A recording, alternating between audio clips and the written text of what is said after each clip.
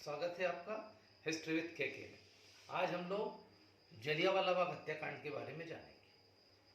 आप सभी जानते हैं 1914 से लेकर 1918 तक प्रथम विश्व युद्ध हुआ और इस दौरान भारत में क्रांतिकारी गतिविधियां और राष्ट्रीय आंदोलन बढ़ गए थे। इनको दबाने के लिए अंग्रेजों ने भरसक प्रयास किए और इसी के लिए एक एक्ट बनाया, रोलेट एक्ट, जिसका उद्देश्य किसी भी व्यक्ति को बिना कारण बताए गिरफ्तार किया जा सकता था और पर्याप्त समय तक जेल में रखा जा सकता था। इसके संबंध में मैंने एक वीडियो बनाई हुई है, लिंक डिस्क्रिप्शन बॉक्स में दी है, आप देख सकते हैं। उस पर अपन ज़्यादा चर्चा नहीं करेंगे। तो इसी रोलेट एक्ट के विरोध में भारत में जगह जगह आंदोलन होने लगे थे और इनको अंग्रेज दबाने के लिए भरसक प्रयास कर रहे थे और इसी में पंजाब में आंदोलन ज़्यादा जोरों पर थे। तो वहाँ पर आंदोलनों को दबाने के लिए अंग्रेजों ने विशेष कार्य किए और जो नेता थे इसके सैफुद्दीन किचलू और डॉक्टर सतपाल, इनको गिरफ्तार कर लिया गया।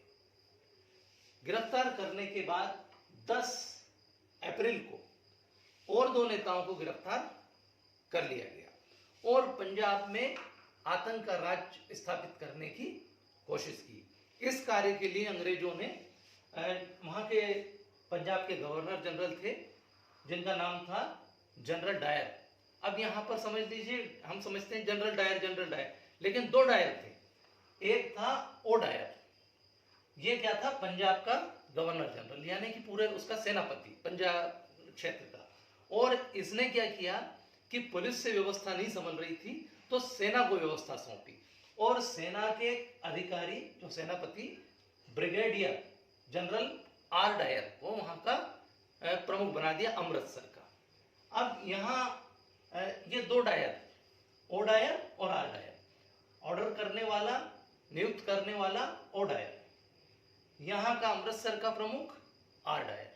इसने क्या किया कि 12 अप्रैल को समस्त प्रकार की सभाओं पर रोक लगा दी गई और इसका कोई प्रचार प्रसार भी नहीं किया। 13 अप्रैल को बैसाखी का दिन रहता है, पंजाब में बड़ा त्योहार की तरह मनाया जाता है और यहाँ पर काफ़ी संख्या में लोग इकट्ठे हुए थे। हरमिंदर साहब, जिसको स्वर्ण मंदिर कहते हैं, वहाँ भी लोग धार्मिक उत्सव में आए थे, माथा टेकने आए थे। तो वहाँ दर्शन करने के बाद बहुत सारे लोग अमृतसर के इस जलियांवाला बाग में पहुंच गए घूमने फिरने के। आपको बता दें, जलियांवाला बाग जो है उसको बनाने में जो योगदान था वो पंडित जल्ला का था। इस कारण से इसका नाम जलियांवाला बाग, सच बाग जैसी कोई चीज़ यहाँ नहीं है। तो ये एक जलियांवाला बाग था, तो यहाँ पर वो लोग पहुँच गए थे। इसके अलावा यहाँ एक सभा चल रही थी शांतिपूर्ण, अपने नेताओं की गिरफ्तारी के विरोध में। इसमें काफ़ी संख्या में लोग थे। कहा जाता है कि जो हरमिंदर साहब से लोग आए थे वो भी, यहाँ कुछ घूमने के लिए लोग आए थे वो भी, कुछ सभा में आए थे। ऐसे 20,000 लोग यहाँ थे, ऐसा अनुमान है। तो 20,000 लोग करीब यहाँ थे और एक शांतिपूर्ण सभा चल रही थी जिसका उद्देश्य किसी भी प्रकार से कोई गदर करना नहीं था। लेकिन एक व्यक्ति था हंसराज, ऐसा कहा जाता है कि हंसराज ने 12 बजे सूचना दी आर डायर को कि यहाँ इस तरह की सभा चल रही है, लोगों के पास हथियार है। और जनरल डायर 4 बजे अपने 200 सैनिकों को लेकर के वहां से निकला और यहाँ पहुंच गया। उसने बिना कोई सूचना दिए चारों तरफ अपने इस तरह से सैनिकों को लगा दिया। ये जो बाग था इसके चारों ओर लगभग 10 फीट की दीवार थी, ज्यादा रास्ते नहीं थे, 2 दरवाजे थे, एक बंद था और एक प्रवेश द्वार था। यहाँ तक पहुंचने का सकरा रास्ता था। तो उस सकरे रास्ते से ये अपनी गाड़ियों को, बख्तरबंद जो गाड़ियां थी उनको नहीं ला सका, तो बाहर ही खड़ी की और अपने सैनिकों के साथ यहाँ आ गया। उसमें 80 अंग्रेज सैनिक थे, बाकी गोरखा रेजिडेंट के सैनिक थे। इन्होंने चारों तरफ इस तरह से ये घेरा बनाया और बिना कोई वार्निंग दिए उन शांतिपूर्ण लोगों पर, जिसमें स्त्रियां थी, बच्चे थे, बुजुर्ग थे, काफी संख्या में लोग थे, तो और वो बड़ा उत्साह का दिन था, 13 अप्रैल बैसाखी का। तो यहाँ पर अपने सैनिकों को इनके ऊपर गोलियां चलाने का आदेश दिया। 250 राउंड गोलियां 10 मिनट तक लगातार चलाई और लोग यहाँ से भागने लगे अपनी जान बचाने के लिए, इधर भागे तितर बितर, एक दूसरे के ऊपर चढ़ने लगे, लेकिन गोलियां अनवरत चलती रही। लोग जान बचाने के लिए, यहाँ कुआं बना हुआ था, उस कुएं की तरफ दौड़े, बच्चे स्त्रियां उस कुएं में कूद गए और जान बचाने के लिए एक दूसरे के ऊपर, अब किसी को पता नहीं था कि कुएं में पहले से लोग थे, ऊपर से कूदते गए, लोग दबते गए और मरते गए। इन्होंने कोई कसर नहीं छोड़ी, जब तक गोलियां थी उनके पास लगातार चलाते रहे, इधर भागे लोग वहां चलाए, चारों तरफ गोली, हाहाकार मच गई, खून से जलियांवाला बाग रंग गया। चलाने वाले हाथ अंग्रेजों के ही नहीं थे, सैनिक अंग्रेज ही नहीं थे, भारतीय भी थे।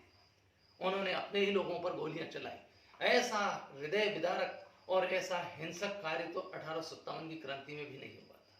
और यह सारे के सारे लोग कोई हथियार नहीं थे, कोई उपद्रव नहीं कर रहे थे, किसी को इन्होंने जान नहीं ली थी, लेकिन उस समय तक गोलियां चलाई गई जब तक कि सैनिकों के पास गोलियां खत्म नहीं हो गई। यहां पर पूरा जलियांवाला बाग खून से रंग गया।